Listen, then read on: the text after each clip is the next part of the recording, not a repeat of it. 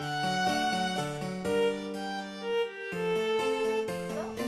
to OnlineGroomingSchool.com. My name is Yvonne, and this is our series on pet hygiene. There are two videos that you'll be watching, part 1 and part 2.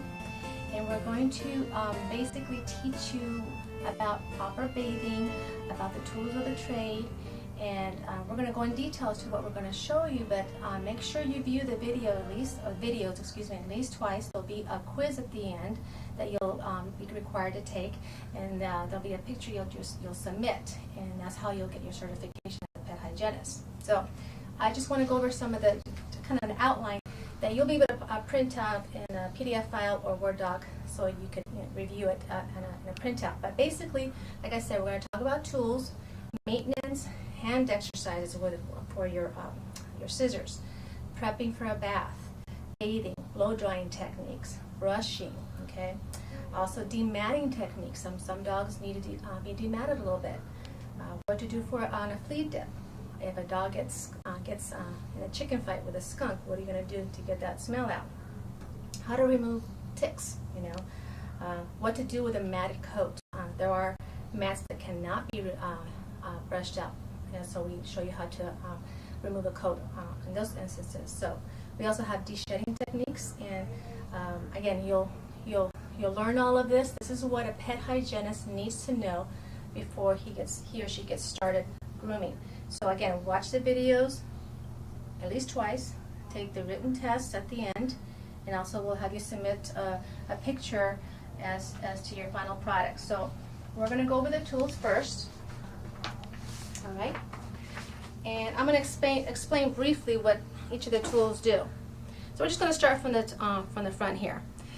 This is a de-shedding brush or blade, and basically this tool is used, and they come in different styles. Some of them don't have all the circular rings there, but basically it removes the undercoat on a dog, okay, and it's used to prior to the bath or after a bath.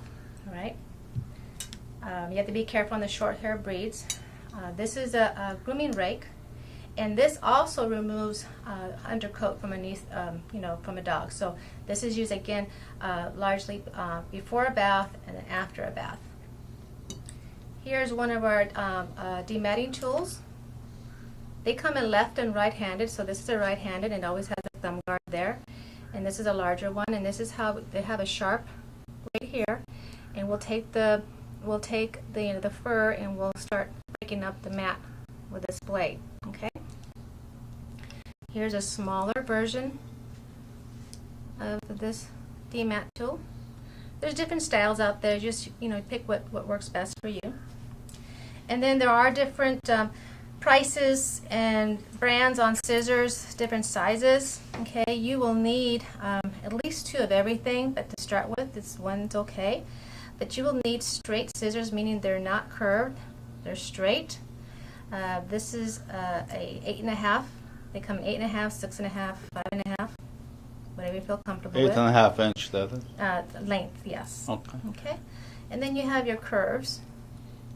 As you see, there's a side curve or rounds, and they're basically used for getting a round edge on a clip. All right. And so they do come in left-handed and right-handed scissors. I'll confess that left-handed scissors are more expensive. All right. And then you will have thinning shears. You will need thinning shears. Thinning shears are used to blend coats, make it have a smoother coat, or to maybe soften the look. And also, let's say if you have a pet with a double coat and you want to make it relax a little bit, you would use thinning shears. Thinning shears come in basically 2 types of teeth or tooth, 30 tooth or 42 tooth. The 42 tooth would take off more, the 30 would take off less. So there's various types on there. You do not want to skimp when it comes to thinning shears. Okay, you can pay less on these, but not on thinning shears. You also have your hemostats. Hemostats are basically used to remove ear hair from a dog's ear or to remove a tick from a dog. You're going to see that in our pet hygiene section there. You also have your greyhound comb. Greyhound comb is a fluffing comb. Okay, it's used to comb through the dog, not to remove mats, but comb through the dog's coat so you can set it for scissoring. All right. Another good thing to have, I'll put this together here, is disposable masks. You're in this industry, you're gonna breathe in a lot of dander, a lot of hair. So it's always good to just have a mask handy, especially when you're blow drying a dog that has his undercoat is breaking up. And again, some just simple, not very expensive goggles just to protect your eyes from hair getting in your eyes. All right. Another thing you should have as well is nail clippers, large ones and smaller ones. Okay. Obviously, larger dogs, bigger nails. Smaller ones, smaller nails. There's also a guillotine one that you can use for cats, but I found that these work just as well. But just pick clippers that feel comfortable for you. All right. Then we're going to go here to our blades, and this is very basic. So there are other blade lengths up there, but this would be good. And this is one set. You should have more than one set, but just for the purpose of showing you, we're going to just have one here. We have a 40 blade. Okay, 40 blade. The higher the number, the shorter the haircut. So 40 is going to leave almost nothing on the dog. It's basically a surgical blade. But what we like to use a 30 blade for is to clean out, shave out the hair from underneath the pads of a dog. All right. We also have a 30 blade. All right. It's going to leave more hair on the dog, but we like to use a 30 blade with our attachment combs, which I'll explain to you in a little bit. Okay. Generally, these blades are not used directly on the dog's coat. Okay. Aside from the 40 on the pads, that's fine, but you don't want to use this directly on the coat. Common blade is number 10 blade.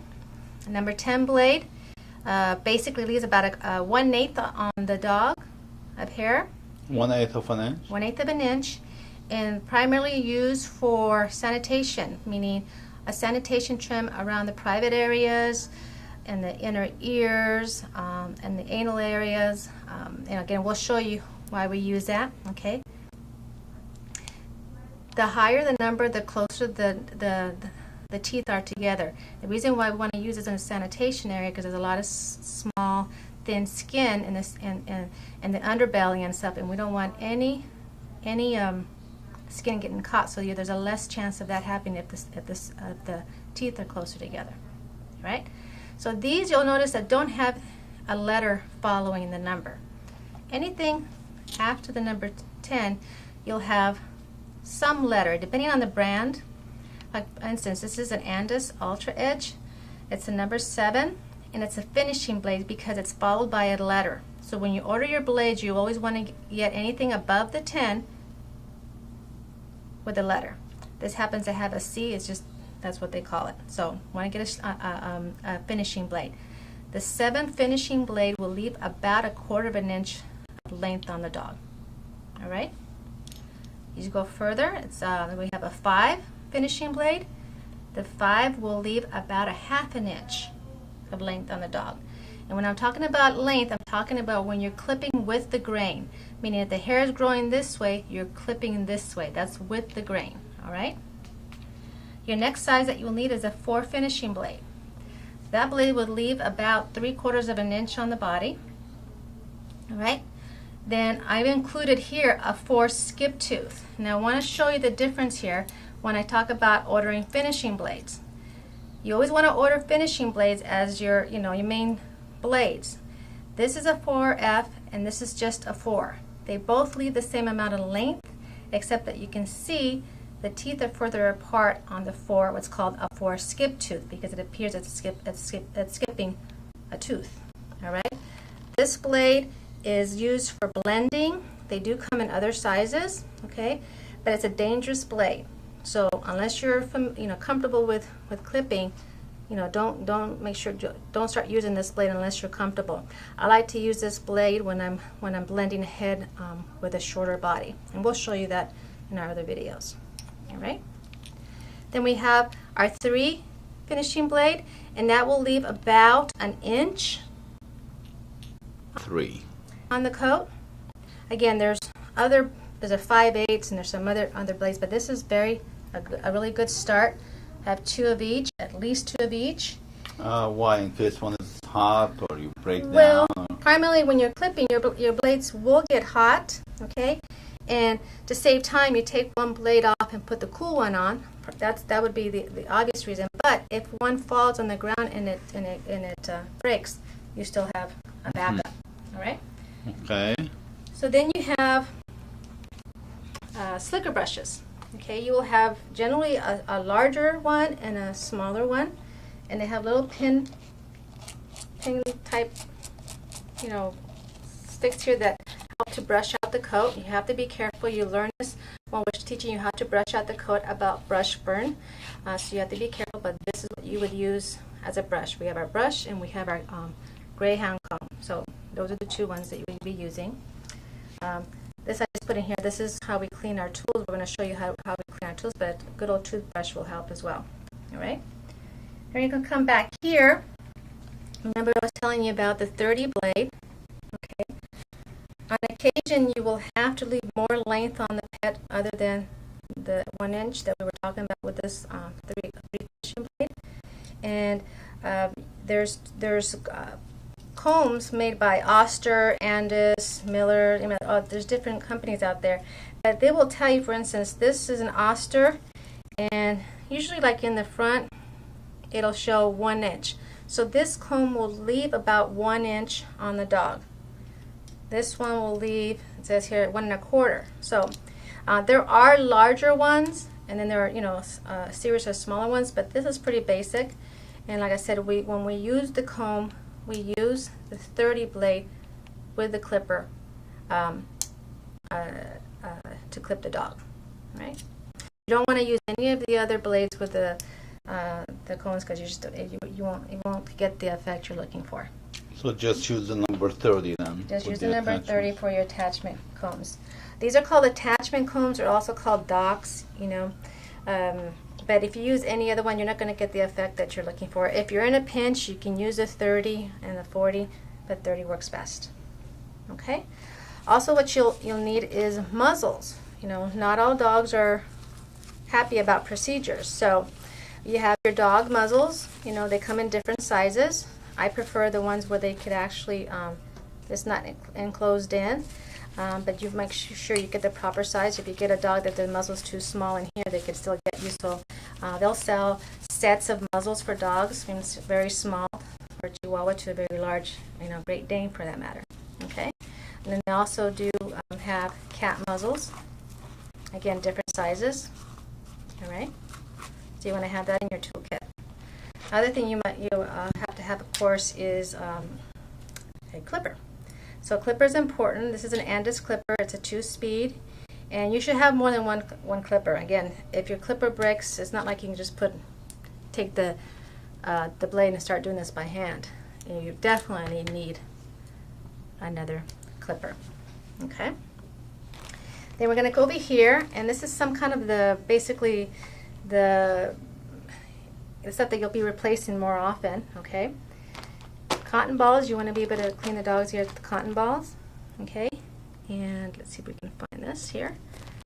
With every pet, you should have an ear cleaner. Okay. Use an ear cleaner, and you basically take the cotton ball and you clean the ears with it. Okay. Another thing you will need for ear care is ear powder. Remember we talked about the hemostat, that we'll use the hemostat to pull that ear hair. Well, the ear powder, you put the ear powder in the ear first and then pull out the ear hair. Alright? They come in smaller versions, but it's just what I had to show you there. When you're doing clipping nails, on occasion you'll hit a quick. And that, what I mean by quick, it's the blood vein that's in the nail.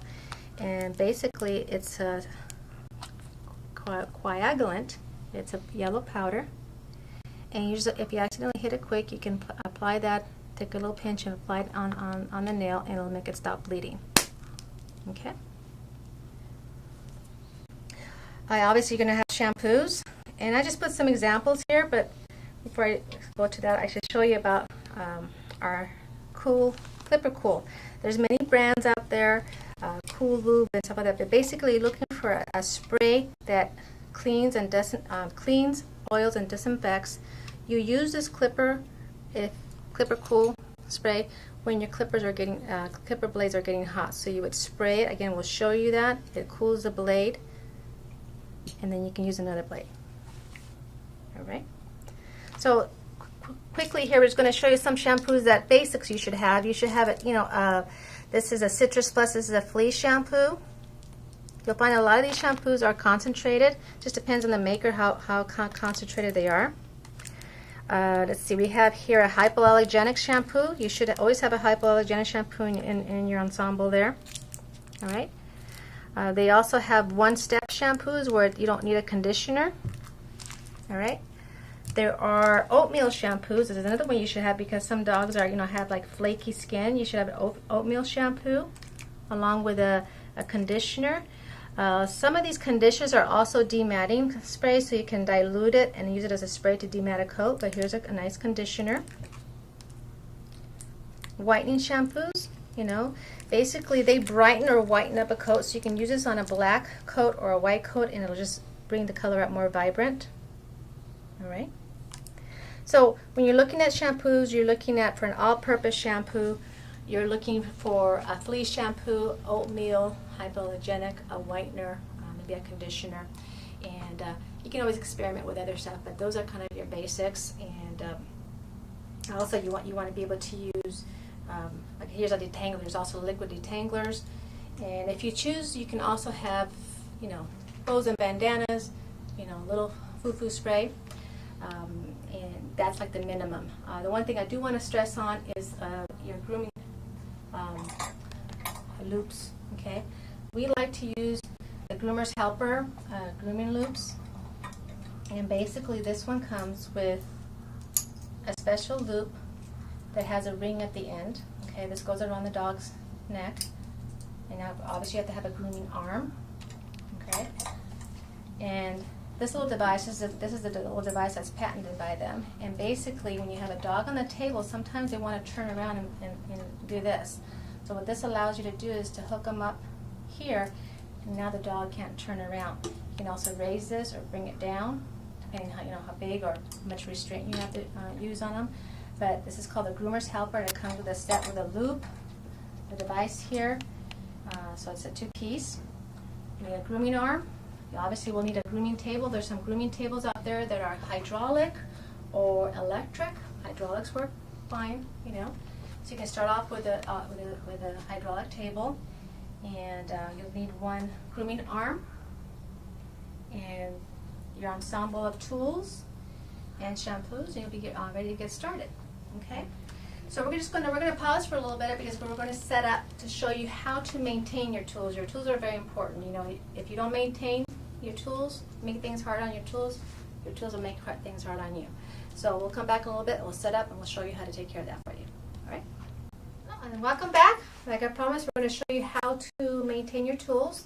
So here we're going to have a couple of examples. We're just going to work with blades and with our scissors. It is recommended that you clean your blades at least once a week. When you're going to break that rule is that obviously if you worked on a really dirty pet and it's questionable, you'll go ahead and clean them. So what we're going to do first is show you on the clipper here how much hair can gather up in here. So one of the first things you want to do on this particular model, you can remove this casing here, and you're just going to brush out any hair. We recommend that you get your clippers and your scissors and your blades sharpened about every 6 to 8 weeks. It just depends how much grooming you're doing, but you can maintain them in the interim. Okay. Now, is that brush steel or is it just? It's just nylon? a regular brush. You can use it. It usually comes with your clipper, but any toothbrush will work as well. A toothbrush. Mm-hmm. Do you have to put toothpaste on it? I guess if you wanted to spell minty, you can do that. Okay. So that's basically what you do with your clipper every day. Every day after you finish your work, you're going to brush out your blades every day. Okay. Some places are going to fancy. They have a high pressure blower. You can blow out the hair that way, or you may use a blow dryer if you want to. Okay? But right here, what I'm going to do is show you how to maintain your blades on a weekly basis. Now, what we're going to use is a blade wash. There's different brands out here, but we're going to just show you the Oster blade wash. All right?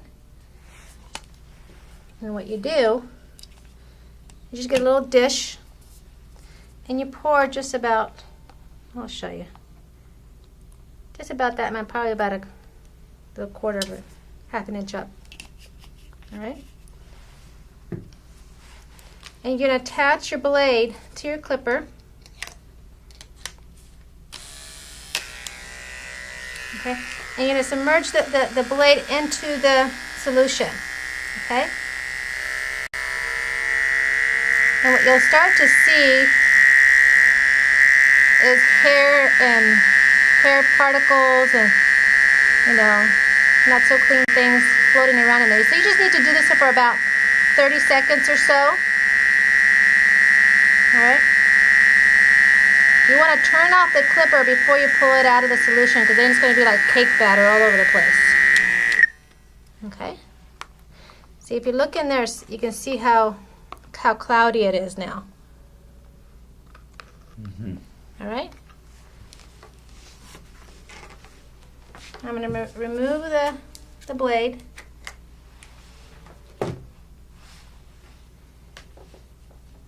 Okay, and just wipe it down.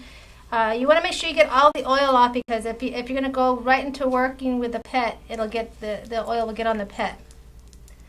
The next thing you want to do is the back blade is the actual cutting blade. So what you're going to do is you're going to move it to one side, and you're going to get some oil. Clipper oil works just fine. And you're going to put right where there's any friction between metal and metal is where you want to put the oil. So just like one dot here, one dot here. I'm going to move it over.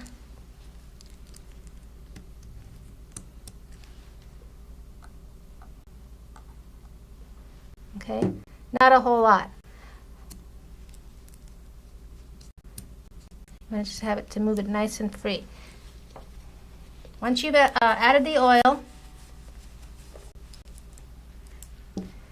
you like to take this spray here. It's called Dr. Slick, and basically it's a lubricant.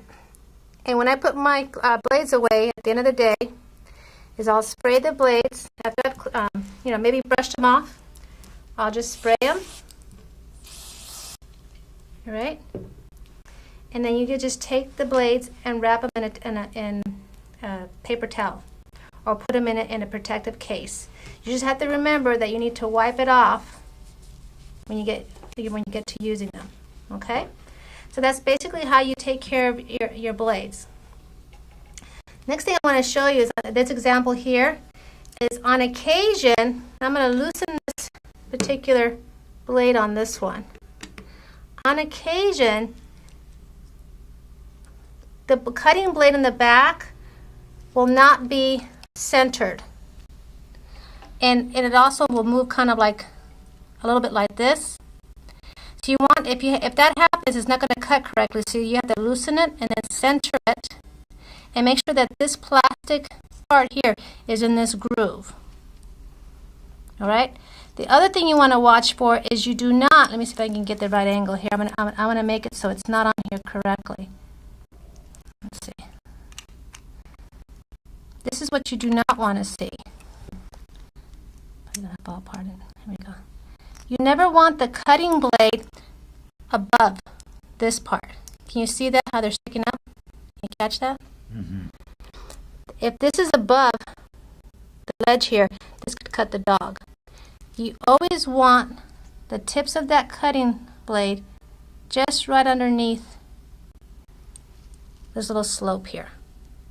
You don't want it beyond. You want it just right underneath. Okay? On occasion, when you're moving this to oil it, it could slip out. It's not impossible to put back in, but it's a little bit of a chore. Sometimes this little plastic piece here will also slip out. Again, not impossible to put in. just a little bit of a chore. All right, so we'll go ahead and put that back in. These little plastic parts, you can get them. There are replacement parts. You can get them from Pettage or your local, supplier. So we're gonna go ahead and put that back in. Again, making sure that it's centered.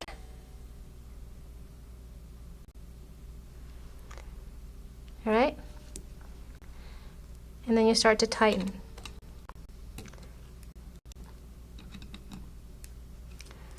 You kind of do both sides a little bit at a time, so you can keep adjusting.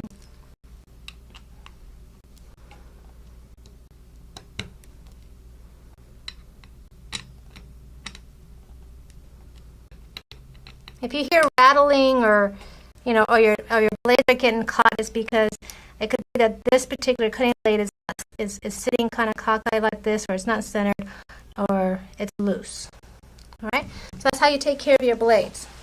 Okay, cleaning your blades once a week or after each dirty dog. Okay, the only thing you're going to do on a daily basis is your scissors. Your scissors, you have to maintain them on a daily basis, and this is what you're going to do. Sometimes you have scissors that do not have, for instance, this particular scissor has a screw here where you can tighten or loosen the tension on the scissor.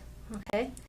Your scissor, the tension on the scissors should be such as it should not drop but on its own. So this would be too much. This is just going all over the place.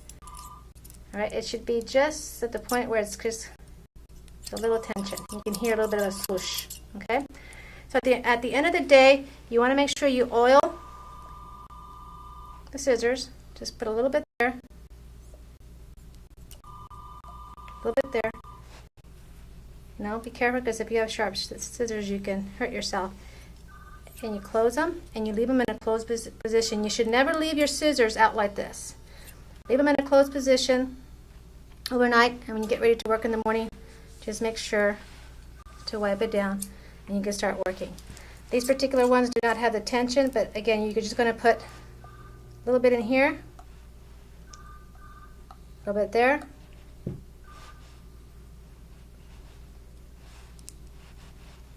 and then you're good, and you leave it in a closed position. Never leave them in an open position.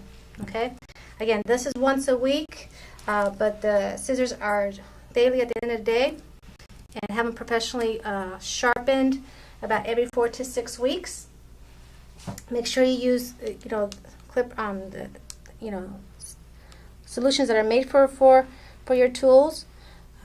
You have your blade wash that washes, and your lubricant for leaving them overnight, and your oil. So again, if you take care of your tools will take care of you, and then you can do your job properly. So we're going to go ahead and pause for a moment, and we're going to show you just how to get started, how to groom a dog now that you got your already well your tools. All right, so we'll be back in just a little bit. Hello and welcome back. As we promised, we're going to go ahead and show you what we're going to do next as far as the beginning of how to start grooming your pet. This is Polo. Polo, say hi to Polo. He is a perfect specimen for what we're about to show you. All right. So what we're going to do, I want you to just kind of give you an idea. You're still going to use the Aubrey Dog Grooming Guide by Sam Cole. Okay. Mine's pretty beat up. But at the beginning of his book, it shows a lot of the tools like we talked about earlier as far as the toolkit. Your slicker brushes, your dematting combs, your shedding blades, all sorts of tools, scissors, flea combs. So there is some reference in the beginning of his book as to the tools and what you might need to prepare the dog for a bath. So what we're going to cover right now is actually get him ready, and we call that prepping him for a bath. And we're going to go through all the steps. What we're going to do with Polo is we're going to clean his ears. We are going to clip his nails. We're going to shave the V pads. We're going to do a sanitation trim. And because he's in what we consider a matted condition, I want to use him as an example for multiple purposes as to what we would do prior to the bath. But let's go ahead and just start from the beginning, okay? Whenever you get a pet in, you're going to do just a rough little examination. You want to feel for anything unusual underneath the coat, all right? And he seems pretty relaxed. I know from the owner that we're going to have to go down short, all right? So what do you feel for when you say We're feeling for like any growths, any scabs, anything like if you feel like a lump or something. Now we're not vets, but you can make an observation. So if you feel something there, maybe even a mole, you can make an observation and write it down in your intake card, so you'll have that as for your history. We detect a lot of things that happen that's going on with the dog prior to even to seeing the vet. So we're just observers, and we're going to make that aware to the owner. Okay, so he seems pretty relaxed. The first thing we're going to do, Polo here is the type of dog that needs his ear hair plucked out. So we're going to go ahead and do that first. Okay, and what we're going to do is we're going to do one side. Okay, when we pluck the ear hair, we're only going to pluck part that's in the canal, nothing on the outside. All right. Now, as I introduced to you the groomer's helper, I'm going to go ahead and attach him to the groomer's helper. Okay, because they don't always enjoy this. A lot of them don't. You know, you're basically plucking the ear hair out, and I don't want him to try and bite. We're going to go on this side. We got more. Okay, so we're going to put the ear powder right in there. All right. And what the ear powder does, it gives you, it allows you to be able to hang on to the hair a little bit easier, okay? So what you do, you can use your fingers and you just start pulling. See that? That's because the poodle breed doesn't shed, right? This particular dog does little or no shedding at all. So if you have a German Shepherd who does shed, what do you do? You wouldn't pluck ear hair out, but you would definitely clean the ear, all right? And then if you get something that's really kind of hard to get in there with your fingers, you can use the hemostats. How do you know which dog will actually shed and dogs that don't shed? Well, in the Sam Cole Dog Grooming Guide, it'll tell you if the dog is shedding breed or not. Oh, okay. So just refer to it. Just refer to it. So see, now the canal is pretty clean from hair. You want to remove the hair. Thank you, Polo. Polo, you're a good doggy. Primarily because if there's no airflow in the ear, it gets prone to ear infection. So it needs airflow, and the hair will block that. All right. Next thing you will do. So if this was a shedding breed, you would go straight to cleaning the ear with a cotton swab and a cleaning solution. This is ear cleaning solution. Ear cleaning solution. They can get that at Petco or PetSmart. PetSmart, PetEdge. We have a list of suppliers for you on our website, along with the toolkit information. So you can always refer back to that link. Mm-hmm. Yeah, I see you brought your toolkit here. Yes, so they're right there. You can see. I see. My toolkit in the making. You can get something like that. It comes, fully loaded, ready to rock and roll. Good Comes deal. in different colors: silver, purple, blue, pink. Okay, so now we've got a nice clean ear there. See that? Yeah. We're not going to remove any of the hair out here. We're not plucking anything out in this area. All right. Now, obviously, we're going to do the other side, but for the time's sake, I just want to show you the steps. I'm going to do the other ear as well. The next thing you're going to do is you're going to go ahead and clip the nails. Okay. Mm-hmm. Now, if you look at the nails here, and if you also look at the handout that comes with this video, there's a reference as to where we clip, how do we determine how far to clip. Here's a perfect example of white nails. If you look closely, you can see the, if you move this way from the light, the vein. That's the quick. If I can zoom in on that portion part there. So can we? Okay. Okay. That pink area, that's the vein. Okay, that's called the quick. All this other part down here is just dead. So that's the nail you can clip. Okay, and that's your guideline. All right. So we're going to go ahead. I'm going to go ahead and get the nail clippers. All right. Always have a quick stop, the coagulant ready in case you hit it quick. What does that actually do? That actually stops the bleeding.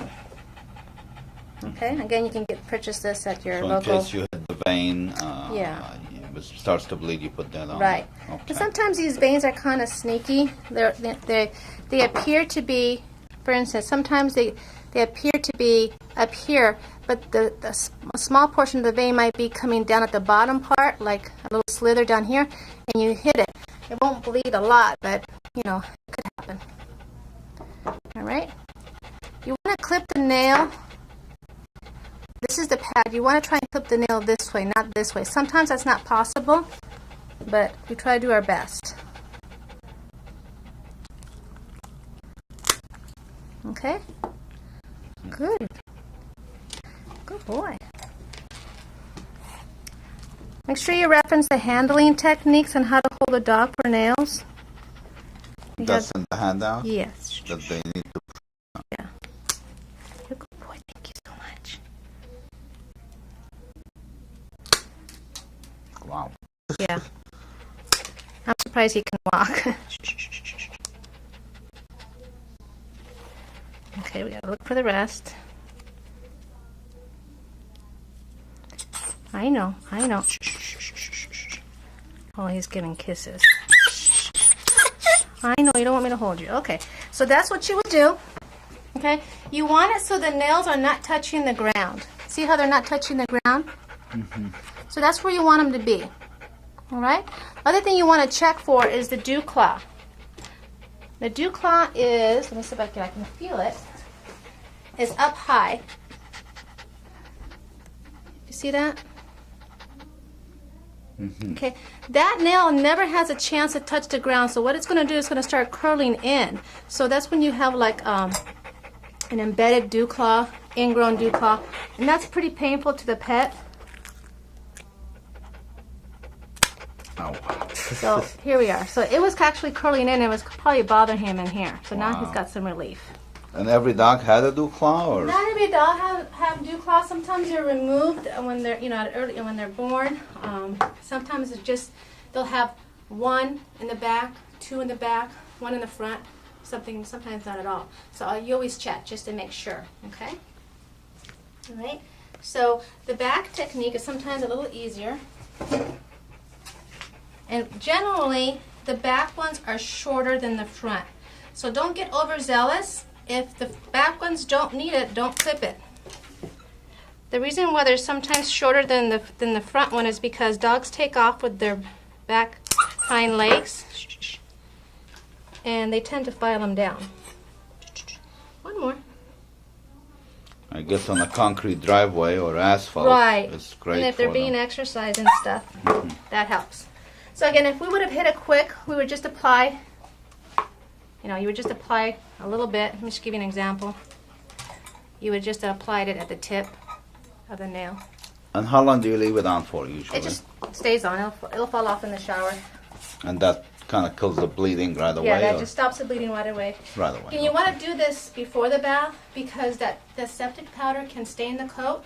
Let's say you do this after the bath and he's been groomed, he's all pretty, and you go to clip the nails and you hit it quick, and the owner's waiting for him outside. He already knows the owner's there. You hit the quick, you put that stuff on. Now he's excited, so his bloodstream is going really, really fast. So it takes longer for the coagulant to take effect, and now you've got a little yellow bleeding foot to kind of dry and clean up again. Okay?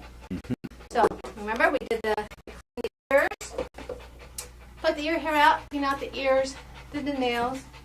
Now we're also, by the way, before I forget, you can also use a nail file or this Petit Paws nail file. And what it is, it's like a little file. When you turn it on, it helps to smooth out the edges. So some dogs do well with us, some don't, and basically I just. You can also get the quick with that too as well, huh? You can get the quick with it as well. Like I said, I like just using a nail file and filing it myself. Some people like this, so I thought I'd show it to you. But it's a good idea when you have like dogs with real sharp nails. Even though you clip them, they have sharp edges, and you want to smooth those out, especially if you have a senior citizen who's got a little pet. Their skin is real thin, and they can, actually hurt them. All All right, so we're going to move on. Okay, so now we're going to do the pads.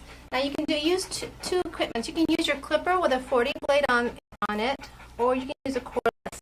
I like using the cordless, and the cordless has you can change it from a 9 all the way to a 40. So I'm going to put it at a 40. All right, and we're going to clean the area in the pads called the V pad. V? Yeah. Like in Victor? Like in Victor, once it's clean, I'll show you why. You'll see why we call it a V pad. Boy, he's dirty. Huh? He's a dirty little guy.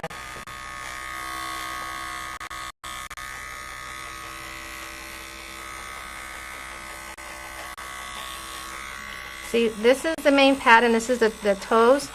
If you draw a line like this, it's a V pad.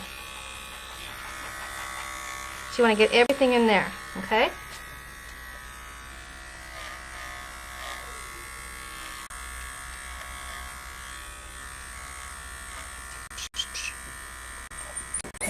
Okay.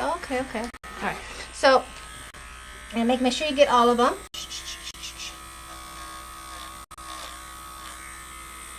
Sometimes if you resist you on one side, I'll just move on to the other side.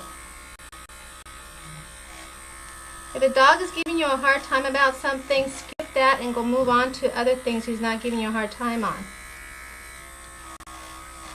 And then go back. Right? And then go back. Sometimes you'll find very interesting. See, here he's got a really, that's a thick, that's like putting, just probably like, if you put a sock in your shoe, this is what this feels like. Okay? You gotta be careful.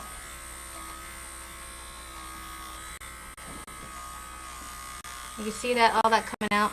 So you clean them between the pads, huh? Yes. Some dogs don't do well with this. I can see already there's a couple of foxtails in here. And he'll probably be kind of sore later on. We might go back in here after we wash it. Okay. So you can clean the V pads. You can see just how much hair just out of those little pads came out. Okay. So you clean the V pads. Next thing you want to do is what's called a sanitation trim. Sanitation trim is in the back and also underneath the belly. All right. So we're going to start with the back. Here we go. That's his back. All right. Generally, any dog that has hair here